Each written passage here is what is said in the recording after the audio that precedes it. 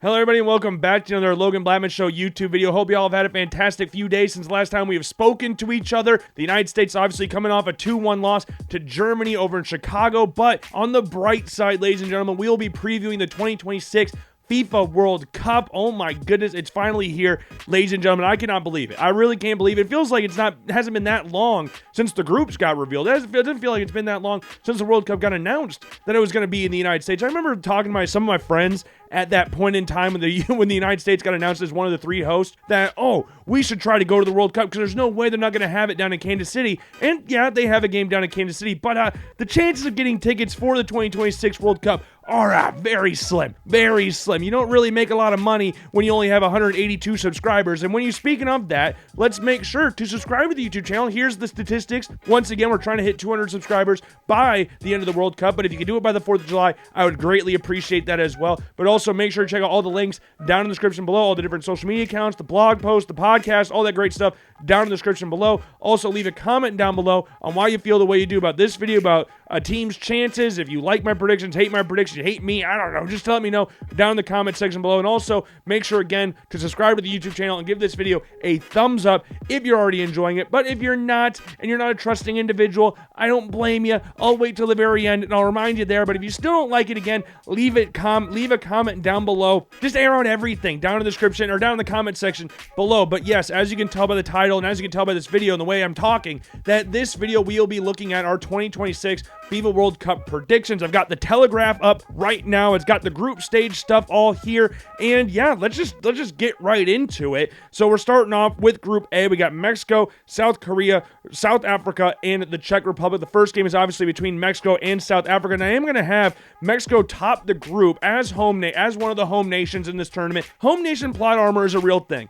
And there's a lot of question marks around this new look Mexican team. Yes, Memo Ochoa's back in the World Cup squad, but is he really going to start over Raul Rangel, who's been starting the last 8 games for Mexico? He was the starter for most of the World Cup qualifying, and Memo Ochoa is more of like the face of it. Everybody gets excited seeing Memo Ochoa. It doesn't matter if you're Mexican, if you're American, if you're from Europe, wherever. You want to see Memo Ochoa at the World Cup. He's kind of like a cult hero at these World Cups, but you also got like Raul Jimenez there. You got Gilberto Mora, 17 years old, youngest player at the World Cup, is going to definitely be one to watch. Quinones is coming off a great season in Saudi Arabia. Like, there's some good players. Edson Alvarez, there's good players in and around this Mexican squad, so it's not just that it's home nation plot armor and all that stuff. Even though if you look back at the Copa America in 2024, they got grouped as the United States did. You look back at the 2022 World Cup, they got grouped, and that was like, I want to say like 8 World Cups in a row. The first in 8 World Cups that they failed to make it to the round of 16 or something like that. Like, it was crazy. They have won back-to-back Gold Cups. That's fine, but we're going to have Mexico finish atop the group. Second place, though,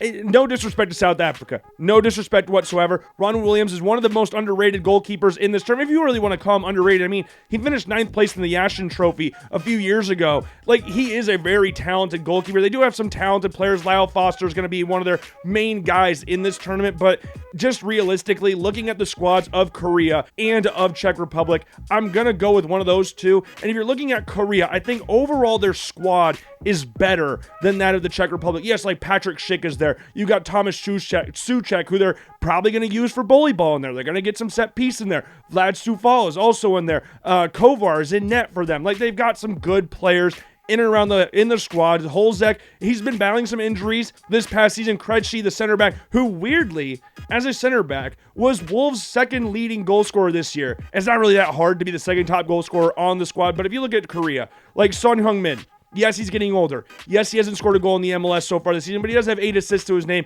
and he does have that bit of magic still there. I believe it's still in there. You got Kim Min-jae, who's been in and out of the squad for Bayern Munich this past season, but you've had a very good partnership there with Jonathan Tah and Dayo Upamecano, so it's been hard to break through into that squad. You also got Lee Hang-in from PSG. Again, when we talk about these PSG guys and you look at their goal scoring numbers, if they're not Kavica Kvaratskhelia, if they're not Ousmane Dembele, then we don't really need to look at their overall numbers because it's so hard to break into that squad. Like Bradley Barcola, Desiree Dua. We'll talk about those guys. Kavica, sorry, we're probably not going to talk about him any more than that. But regardless, this team, and then you got Hwang Hee-chan in there as well. Like, this is just an overall, I think, better roster than that of Czech Republic. And this is their first World Cup since, I believe, 2006. or 2002, I can't remember exactly. Korea came second in their World Cup group in 2022, so I am going to have South Korea finishing second with the Czech Republic finishing third. And sorry, no disrespect to South Africa, but we're going to have you coming in last. Group B, I think this one's pretty straightforward for the winner. We're going to have Switzerland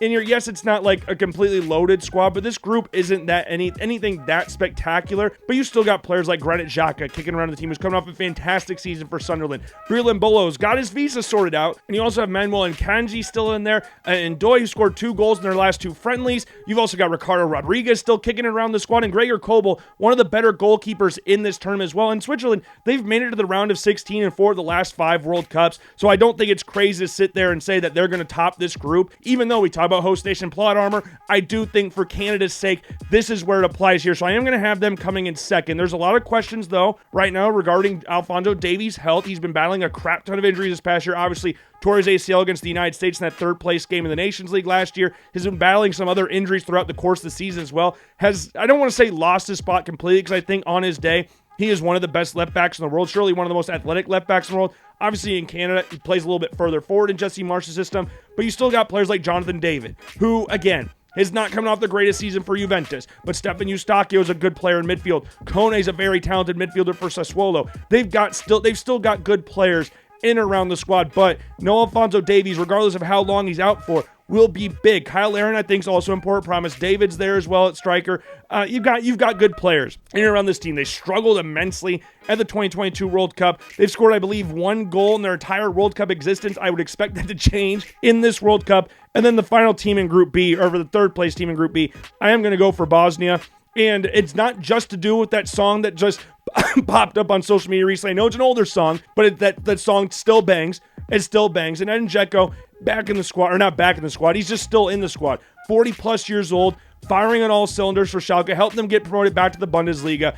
And you go through the qualifying phase, beating Italy on penalties with Esmir Barakarovic, former United States men's national team representative, Wisconsin native, scoring the game-winning goal, or the game-winning penalty in that game. I am going to have them finishing above Qatar, and Qatar's got some good players going for it. I mean, we've talked about them before. They've been in the Gold Cups, so we've talked about them before, like Hassan Haidous is in there, Afif is in there still as well. Like the players that you saw in the 2022 World Cup, there's a few of them that are still kicking in and around the squad, but I don't think this squad overall is talented enough to beat Bosnia. I don't think Bosnia has an amazing team either, but I do think that they have more talented at their disposal than Qatar does, if that makes sense. So we're going to go on to Group C. This one's difficult. This one's difficult because Brazil and Morocco play each other to kick off the tournament. And Brazil's got a very interesting squad. Neymar's still in the squad. There's been a lot of conversation about his calf injury. Is it more serious? Is it less serious? Will he actually play in the World Cup? Will he be in the knockout stage? Will he be able to play their first game? There's a lot of question marks there, but you got like Mateus Cunha, Vinicius Jr., Endrick, Casemiro's coming off a fantastic season for Manchester United. You look at like Marquinhos at center back coming off a second consecutive Champions League win as captain for them. Allison and net not coming off his greatest season. The fullbacks have some question marks there. There are some players that are getting called back in the squad that kind of leave your head scratching a little bit, but they did recall. They brought in Ederson, Manchester United's newest signing, brought him in to replace, I can't remember who he's replacing in the squad per se, but Rafinha, one of the best players in the world. You look at Igor Thiago coming off a fantastic season, but you look at Morocco. They made it to the semifinals in last World Cup. They're reigning AFCON champions, regardless if you want to say they didn't actually win the game, that they were crowned champion. And they're bringing back a lot of the same players that you saw in that 2022 World Cup squad. Achraf Hakimi, one of the best, if not the best fullback, let alone right back, in the world. You look at Nazwar Maswari in there. Bonu is back in net. And they got new players in the squad like Bouadi playing at Lille, 18 years old. Brahim Diaz is the, you want to say a right back's the star of the team. He's a way better player than Brahim. But Brahim Diaz, we can debate on whatever that one is. But you look at Sabari as well. 19 goals for PSV this past season as he helped them win the second, however many consecutive Eredivisie titles. But these are two very talented squads. My brain wants to say Morocco for topping this group. But the thing is that these two teams play each other to start the tournament. These two teams face off game one. So we see Brazil and Morocco face each other off. I don't think there's going to be a lot in that game. I'm assuming we're going to get a draw. And if we're looking at the rest of the group, I do think that these two teams have enough quality to get wins over the other teams. So I do think that it'll be off goal difference on who decides who wins this group. And I do think that Brazil have a lot going forward. Again, you look at Vinicius. I know his performances for Brazil national team have not been the greatest over his tenure, but you look at Rafinha, Ryan from Bournemouth, who scored a great goal in one of their recent friendlies. Like, they've got a lot of attacking talent. So I'm going to have Brazil top the group. Even though I do think Morocco is a better team, I do think that they will tie that first game, and then it'll just be goal difference that decides them. And then you look at Scotland and Haiti. I really want to pick Haiti. They've got some dangerous players in there. You got Francis Perrault, Duckins Nazan, Wilson Isidore as well from Sunderland. Like, you've got a lot of very talented attacking players in this team. We've seen how dangerous they can be in CONCACAF as well in these Gold Cups. Like, the United States, they've played them a few times. There's been no, like, pushovers. There are no pushovers here. So I know they're going to be ranked as one of the worst teams in the entire World Cup, but I don't want to sit here and go, like, and completely write them off altogether. And then you look at Scotland. Billy Gilmore, not in the squad, withdrew due to injury. So that's a massive loss in them for the middle of the field, because a lot of Scotland's talent comes in the middle of the park. You look at Scott McTominay, MVP of Serie A a couple seasons ago. And you look at, like, Maradona's kid. He said, if my dad's God, then Scott McTominay's Jesus. Like, they love him over in the Serie A, and he's been balling out for them over there. Probably the face of Scotland soccer right now. But you got Andy Robertson's getting older. Kieran Tierney is there. John McGinn, I can't remember if we mentioned him. But where you're going to get the goals from overall, like Che Adams, are we going to rely on him? Lyndon Dykes, are you going to rely on him going into this tournament? That's going to be the big question mark. So that injury to Billy Gilmore is really, really big. Now, they brought in Tyler Fletcher, which was a very odd call, especially since he's barely made an appearance for Manchester United. But I do think that Scotland overall will come in third in this tournament. I think that game against Haiti is a very interesting one. It's a lot more dangerous than I think a lot of people might give it credit for, so we're going to go there. And then Group D, the United States' group. We got the United States, Paraguay, Australia, Turkey. I'm going to be biased here. I'm going to have the United States win the group. I do think that the United States has the most overall talent in this group. But I do, and I know there's going to be some other big names. There's big hitters on Turkey who I'm going to have coming in second. Like, yes, Kenan Yildiz is probably the best player overall in this group next to Arda Güler. Like, you can look at those two guys and say either one of those guys are better than any player the United States has. Their goaltending situation, like the United States, is a little bit worrisome for me as well. But I do like the players that Turkey has. Hakan Çalhanoğlu is a great player, very experienced player in there as well. Can play as the 10, can play as a deep line midfield creator in there. It's those two teams, I think, in my brain, are far and above the two best teams in the group. And maybe it's biased. Maybe it is biased, but I do think the United States overall has more talent than Turkey. So I'm going to have the United States win the group. And between Paraguay and Australia, Paraguay was not great in World Cup qualifying for CONMEBOL. They came second. They were the last place team in World Cup qualifying for the automatic qualifiers. They were joint with Brazil, who also sucked in World Cup qualifying. They scored 14 goals, which is one of the lowest amounts in the group as well. They allowed 10 goals. They do have some good players, though. Julio Enciso from Strasbourg. I almost said Brighton. That's where he was. He's not there anymore. He's with Strasbourg. I believe he's making a move to Chelsea. I can't remember exactly. It wouldn't be shocking. But Miguel Almiron's there. Gustavo Gomez at center back. Like, they've got some good players, some talented players in and around the squad. But Australia, I don't want to write them off because they came second in their group with France. They beat France at the last World. No, who'd they beat? They didn't beat France. They opened the tournament with France. I can't remember. I can't remember, but I just don't think that this Australian team, comparatively to some of the Australian teams in the past, like, I'm excited to see Mohamed Traore. I do think he's a very exciting player. Played great for Norwich this past season. I do think he's very exciting. Jackson Irvine, you got him in midfield as well. Harry Sutar's a freaking mountain in the center back position as well. Matthew Ryan is still kicking in the national team. I kind of forget he exists, and then he pops up in the World Cups as well. But Traore is definitely a player to look out for Australia, but I am going to have Paraguay finishing above Australia. Am I confident in that?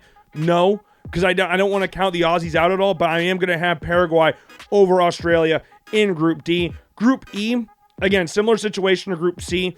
I don't know where I'm going to go necessarily with the top of this group. Germany and Ecuador. Ecuador, this is like their golden generation. Like, you look at Moise Caicedo. You look at Piero Hincapié for Arsenal. You look at William Pacho for PSG. There's so many good players in and around this squad, but they don't score goals. They scored, I believe, 14 goals in qualifying as well, but they allowed 5. Like, they're a very sound defensive unit, which is what you would expect with 2 guys that just played in the Champions League final. And with Moises Caicedo, they're one of the best, if not the best 6 in the world. Kendry Paez, young player, already given the number 10 shirt, but the only player on this squad that has scored more than 10 goals for the national team is Enter Valencia, and he scored 49 goals, so he's got a good amount, but there's no other players that scored more than 10. So that's kind of concerning on where their goals are going to come from in this tournament. I do think they're a very good team. I do think they're a very talented team, but I am going to have Germany finishing atop the group, and I'm going to have Ecuador second, and then the Ivory Coast third, and then Curacao, sorry guys, finishing last. Tahith Chong, weirdly enough, is the only player actually born in Curacao on the Curacao national team. There's a lot of talented players in that squad, and we've seen them in the Gold Cups as well. But I just think Ecuador and Ivory Coast, you look at Yan Diomande, who's going to get a big move this summer. PSG and Liverpool are constantly linked with him. Amad Diallo for Manchester United. I believe they're one of the youngest squads in the tournament. If the youngest squad in the tournament, you got Ousmane Diomande at center back. You got Frank Kessié is still kicking in the national team. Mirahim Sagare is also there from Nottingham Forest. There's just a lot of very talented players in this national team setup for Ivory Coast that could cause a lot of problems for Ecuador and Germany. And Germany, I don't think they're great. I don't think they're fantastic. There's a lot of drama going on with Baumann and Neuer about who's going to be the starter in net, but you've just got enough individual talent that I think that will see them over the top to get them in the group, get them atop the group. They've been grouped in the last 2 World Cups. I think Kai Havertz can score the goals for them. I do think Florian Wirtz will find some sort of form here. Same with Jamal Musiala. They're not in the greatest form right now, but I do think Germany, just individual talent, I will say that they will go through. And even at center back, like Jonathan Tah, we brought him up before. Nico Schlotterbeck, one of the best center backs in Europe this past season. They've got talent all over the place. So I'm going to have them win the group, even though I really wanted to pick Ecuador. Group F, this is where I'll be different. I'm going to go Japan. I'm going to Japan winning this tournament, or winning this group. I mean, this is a team that's made it to the round of 16, and 4 of the last 6 World Cups they've been in. They topped the group in the last World Cup, that group that featured likes of Spain and Germany. They beat Brazil. They beat England. Like, they've had a good run of games. Yes, they lost to the United States. Yes, they had a draw against Mexico. But I think overall, they just provide so much going forward that it just makes it hard to not pick them, especially when you look at they're always a danger at these sort of tournaments. Like, no Matoma is going to be a massive thing for him. He's going to be out with a hamstring injury, but you still got players like Kubo, who's a very big threat coming off that right wing. Ueda put in goals for fun for Feyenoord this past season. I think he had 25 goals in all comps this past season, maybe even more than that for them. They got Wataru Endo still playing for Liverpool, though his role is kind of limited at that spot, which makes sense. But you also got Doan in there as well. You've got and Sion Suzuki in net, who I think is probably the best goalie in this group, and probably one of the most, he is just one of the most talented goalkeepers in this tournament. And it's a shame that he didn't end up representing the United States, but it's not surprising. It's not surprising that he didn't wind up doing that, but the United States has lost, Japan's gained. So I'm going to have them top the group, and I'm going to have the Netherlands finishing in second. Like, the Netherlands are a very good World Cup team. They are. And they're going to have some weapons going forward, but do I fully trust a front line that consists of some variation of Cody Gakpo, Daniel Mullen, and Memphis Depay? I understand Memphis Depay is the all-time leading scorer, which is still crazy to think about. I don't think I've fully stomached that. And I know Daniel Mullen's coming off a fantastic season on loan at Roma, but Cody Gakpo, he had a great World Cup, got him a nice little move to Liverpool. Arne Slot loved him on that left wing. Obviously got fired. He scored 2 penalties in their last game, but I just don't fully trust that trio. Whatever variation they want to put it in, I do like Frenkie de Jong in midfield. I really like him. But then you look at Tajani Reinders. Is not coming off a great season for Man City. He started off great, but he hasn't played great. Virgil van Dijk is getting older. Isn't coming off the greatest season. Yes, I understand it's still Virgil van Dijk. He's a great player, all-time great, but he's not coming off the greatest season. Then we got Mickey van de Ven, John-Paul Van Heck, who I like him. He's coming off a great season for Brighton, but you got like Jurrien Timbers out of the World Cup with a groin injury. Bart Verbruggen, do I trust him fully? I'm not 100% sure. So I'm going to have the Dutch finishing second behind Japan. I just think Japan is just such a well-oiled unit, and they've got these big-time performances. I'm pretty sure, I could be wrong, but I'm pretty sure the Dutch lost to Algeria. Not that Algeria is any slouches, but it kind of threw me off a little bit when I saw that. And I'm going to have Sweden finish third over Tunisia. Sweden, obviously, where my family's from, but they sucked in World Cup qualifying. They had no wins. They had 2 points. They came in dead last in their qualifying group. But thanks to Nations League, they were able to go to the playoffs, and they won both their games, which was not on the cards at all. And I think Graham Potter coming in was such an awesome appointment. And then John Tomlinson, I think that was an inside job. Denmark national team legend, over 100 caps for Denmark, and he comes in to be the Sweden manager. Yeah, I think there was some shady business going on there. So we're not going to point that here. But Graham Potter coming in is still a nice little camaraderie, I guess you could call it, within the squad. Nordveld in net doesn't fill me with the most confidence, especially when you look back at like Robin Olsen or Isak said that they've had in recent World Cups. Doesn't fill me with the most confidence. Victor Lindelof is coming off a Europa League winning season with Aston Villa, but the main guys are the attackers. Alexander Isak, who's coming off a rough season with Liverpool, and Victor Gyökeres, who had a good numbers season, but there's a lot of people who still don't really rate Victor Gyökeres that highly. But this has a lot of talent going forward. They could be a very sneaky team. I mean, we saw them in 2018. Like, they didn't have players like Alexander Isak. They didn't have a Victor Gyökeres. They had Oila Toivonen and Marcus Berg. Like, they weren't the same players. Yes, you had Emil Forsberg in that squad as well, but you didn't have those same guys up front for them. And they still made it to, I believe, the quarterfinals of the World Cup, if I remember that correctly, and won the group in the process as well, in a group that featured Mexico and Germany. They won the group. So there's a lot of stuff that you could go with Sweden, and that the World Cup qualifying is scaring me. That was scary. I mean, two points throughout World Cup qualifying, and you made the World Cup. That's kind of, I'm not saying anything. I'm glad Sweden made it, but Tunisia, yeah, unfortunately, I'm going to have them coming in last. Group G, Belgium, I'm going to have them win it. This shouldn't be too much of an issue for them. Yes, it's not the same. They're not going to have the same hype that they've had in previous years. It's not the number one ranked team in the world or anything, but you still got players like Jeremy Doku, who's an insanely dangerous player. Kind of saw the closest thing to a complete Jeremy Doku that we will this past season for Man City. You also still got Romelu Lukaku. You still got Kevin De Bruyne there. You still got older heads in there, but with a good mixture of young players in there as well. Yuri Tielemans in the squad. Charles de Ketelaere is in the squad. You've still got Thibaut Courtois is back in the squad.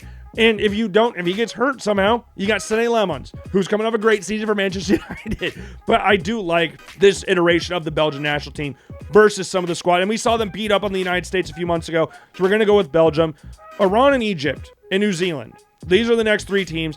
I'm going to go with Egypt in second. And all I'm basing that on is individual, like, for these three teams, which team has got guys that can turn it on and pull something out of nothing? I think Egypt has those guys. And you look at like Mohamed Salah, is not coming off the greatest season for Liverpool. You got Omar Marmoush, not coming off the greatest season for Manchester City. But these guys, I think, are the most talented players out of the three remaining teams. So I'm going to have them come second. I'm going to have Iran finish third and New Zealand last. New Zealand just got pumped by, I think it was Haiti. I can't remember exactly who it was. I believe it was Haiti. Yes, Chris Wood's still there. He was in the 2010 World Cup squad for them. But yeah, and Iran, they're a tough outfit. They never make it out of the group, but they're a tough outfit. Tarnemi's still in the national team. I'm just going off of the individual talent. Again, I understand Marmoush and Salah are not coming off the greatest seasons, but that's what I'm going to pull that from there. And am I confident in saying that? No, not at all. But that's going to be my Group G. Group H, We're going to go Spain, we're going to go Uruguay, we're going to go Saudi Arabia, and then Cape Verde. Spain are one of the favorites to win the World Cup. Lamine Yamal, Pedri, two of the best players in the world, bar none. Their striking options are nervy because they don't have a star guy. So you got Ferran Torres and Orazi Ball from Real Sociedad. Those are where you're going. That's where your goals are coming from. We might see a Mikel Merino up top at some point, but those two guys that I mentioned before, they do have a decent goal-scoring record for Spain. Nico Williams not kind of off a great season for Athletic Bilbao, so that's going to be an interesting facet on that point. And I think defensively, there's going to be some questions there, especially in net, with Unai Simon going in net, who objectively, I understand he's been like the captain for Spain at some of these tournaments, like the Nations League, the Euros, and all that stuff. He wasn't the captain for those specific tournaments, but like Alvaro Morata was captain. But regardless, he's one of the captain's armband for Spain. But he is objectively the worst out of the three options that Spain has. And that includes David Raya. That includes Joan Garcia from Barcelona. Like, these two guys are better than Unai Simon.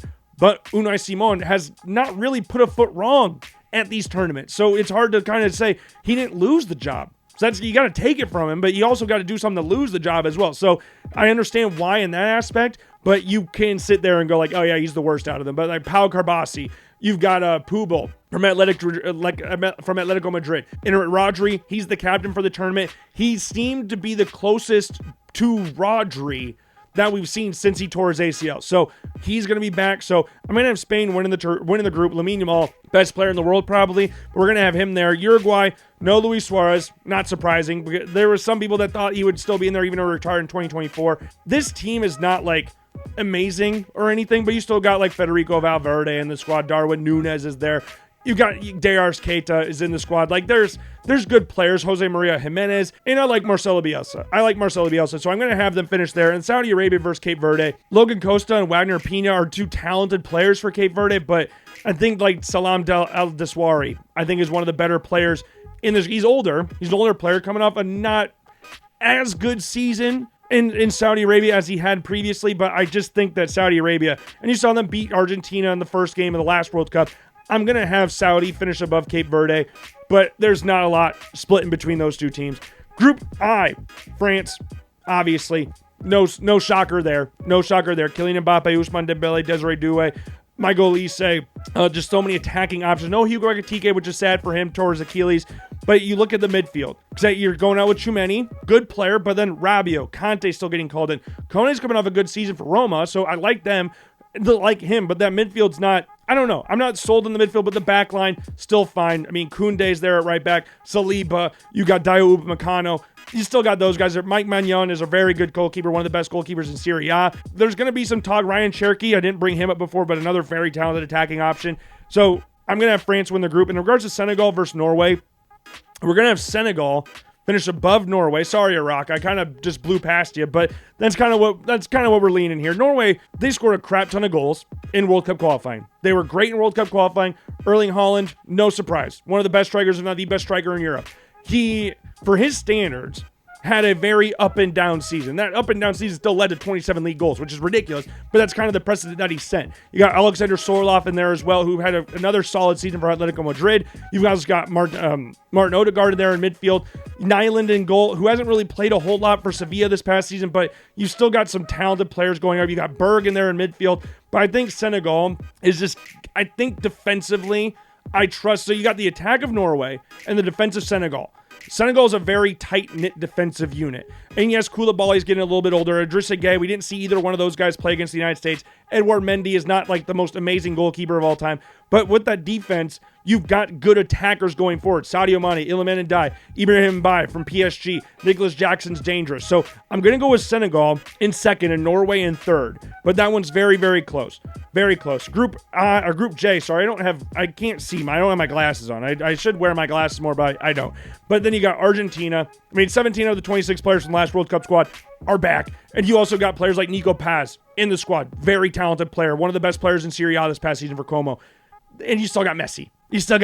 So as long as Messi's there, you're going to be fine. And if he's fit and firing, you're going to be fine. So we're going to have Argentina still win the group. I'm going to have Austria finish in second. And I don't want to sit here and act like Austria is like this great team or anything right now. Like David Alaba, arguably the greatest player in Austrian history. He hasn't really been playing consistently for Real Madrid since he transferred there like 3 years ago. So there's not a lot of consistent playing time there, but he's always been a guy who turns it up for Austria. You still got Marcel Sabitzer in there. Marko Arnautovic is still there. You're going to need some big pulls from Karni Chukmawenka as well from the striker position or attacking midfield spot. You got Nicholas Seewald is there, and Konrad Leimer, who we brought up before from Bayern Munich, was a central midfielder at RB Leipzig, but has transitioned into one of the best right/left backs in Europe this past season. So I'm going to have Austria finishing in second. I'm going to have Algeria finishing third and Jordan in last. Again, no disrespect to Jordan, but I do think Algeria with Riyad Mahrez still kicking, Ryan Aït-Nouri, who was in and out of the squad for Manchester City this past season with some injuries and losing his spot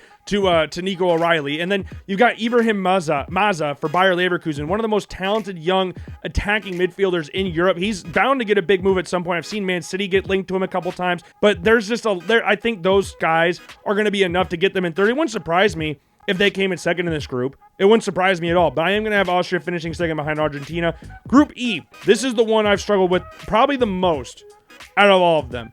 No disrespect to Uzbekistan and DR Congo, but I'm picking between Portugal and Colombia. Colombia came third in World Cup qualifying. They finished second at the last Copa America. They finished third at the one before that. They've got some very good players like Luis Diaz. I don't know why I was completely blanking on that. Luis Diaz is coming off a fantastic season for Bayern Munich, and James Rodriguez is still kicking in the national team. And I know he's bounced around clubs like crazy these past few years. He was at Minnesota United, and he wasn't at Minnesota United, but he's a guy that always turns it up for Colombia. He's never really been a guy that you look at club level and be like, there's a consistent player there. You see the talent, but there's nothing ever consistent there. And for Colombia, we've never had those question marks there. Then you also got likes of Richard Rios, who was great at the Club World Cup for Palmeiras, coupled that into a move to Benfica, very talented player. Munoz at right back, who's a very good attacking wing back at Crystal Palace. He is getting a little bit older, but still provides that attacking outlet from the right back spot. And then Luis Suarez, not that Luis Suarez, is coming off a very good season for Sporting Club de Portugal. I want to say 30 plus goals in all comps from this past season, replacing Victor Gyökeres.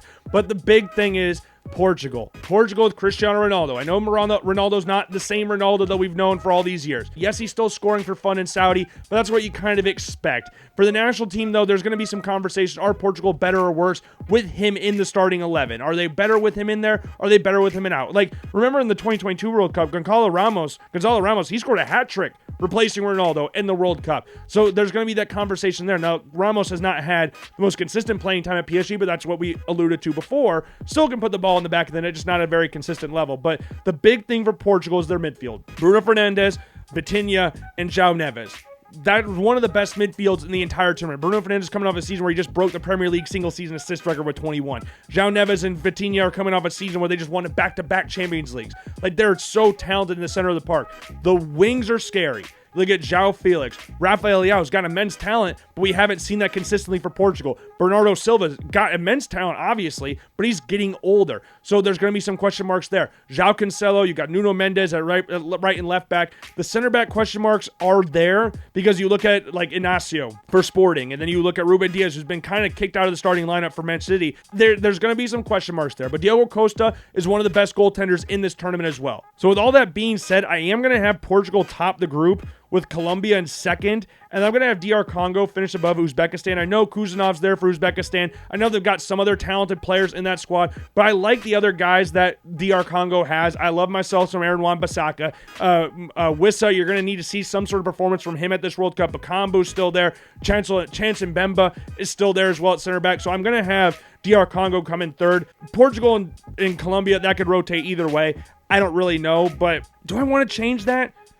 You know what, we'll get back to that after this group, but the group L, England's going to win it, Croatia in second, and I'm going to have Ghana third, and then Panama in last. I know Panama are a pain in the ass, but I just don't think that they have the talent for this specific group. Yes, Carrasquilla, one of the best players for Panama. They've got a very experienced squad. They got, I believe, the oldest squad in the tournament right behind Iran, if I'm not mistaken. Like Anibal Godoy, still kicking it. Ismail Diaz. They've got, Blackman is also still, Cesar Blackman. They've got some good players in the squad. There's so many more that I can name. I think they have like half the squad has over 100 caps or something like that. Barcenas as well as there.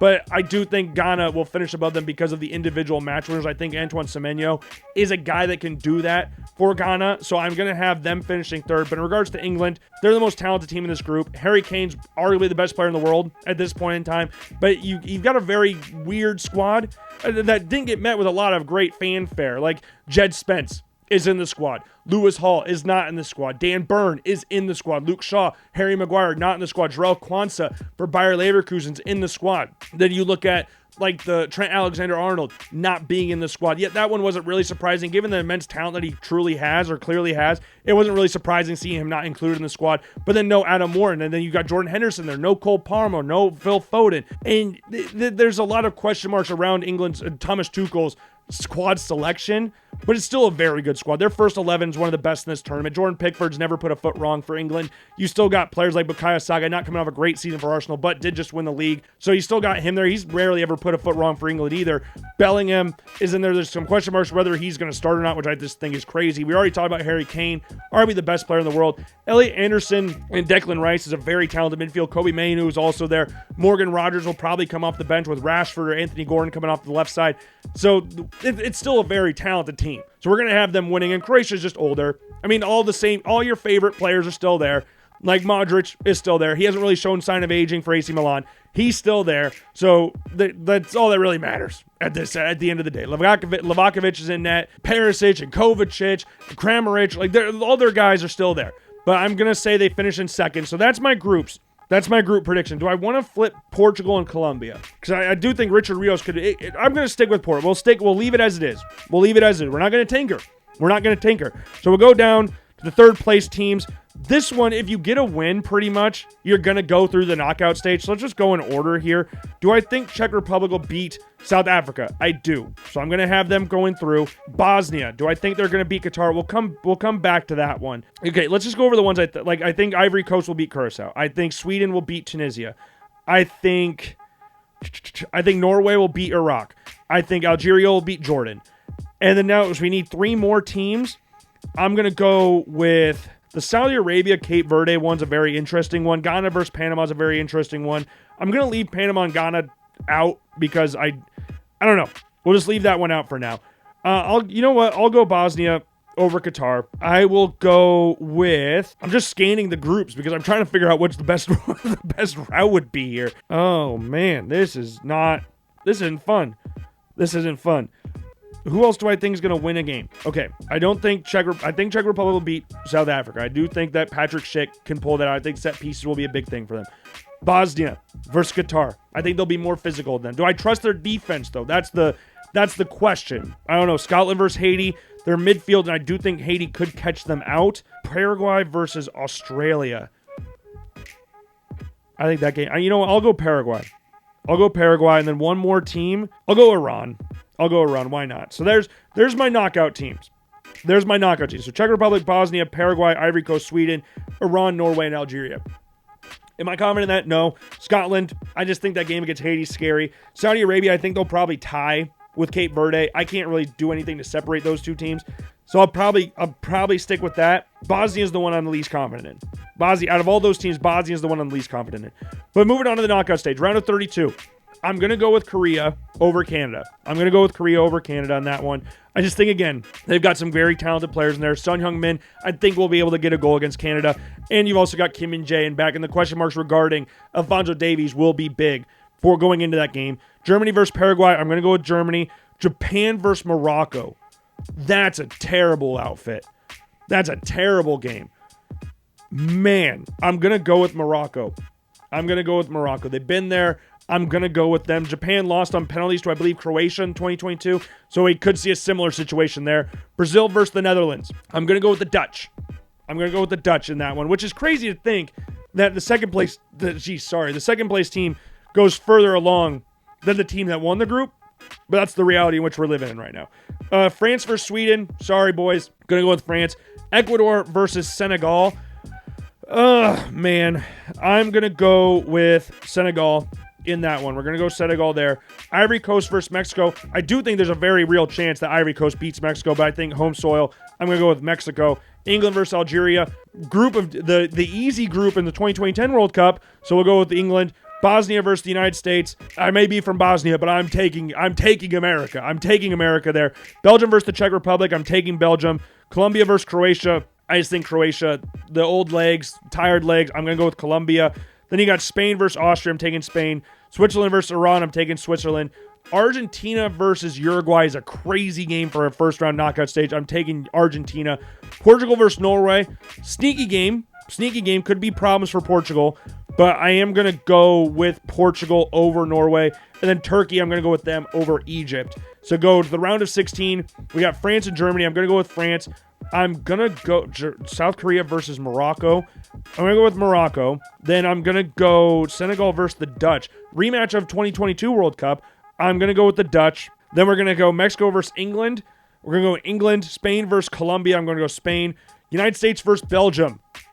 We just saw this game not too long ago. We just saw this matchup. You know what? We'll come back to that. We'll go to Argentina over Turkey. And then we're going to go Portugal over Switzerland. And then I'm going to United States versus Belgium. Do we dare do it? 2014 World Cup revenge. Earlier this year revenge. Why not? Let's go with the United States over Belgium. And then the quarterfinals, we're going to go France sorry, it ends here. Much like in the Copa, the Confederations Cup in 2009, we're gonna go Spain. Netherlands versus England, we're gonna go with England, and then Messi, Ronaldo, World Cup quarterfinal. It's gonna go with Argentina, and then the semifinals, we're gonna have Spain beat France, and then Argentina beat England, and then we're gonna have the all Messi final. But we're gonna go Spain wins the World Cup in the United States, and yeah, that's what I've got for you today.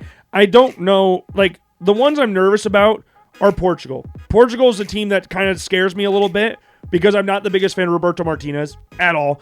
I'm scared for Ronaldo.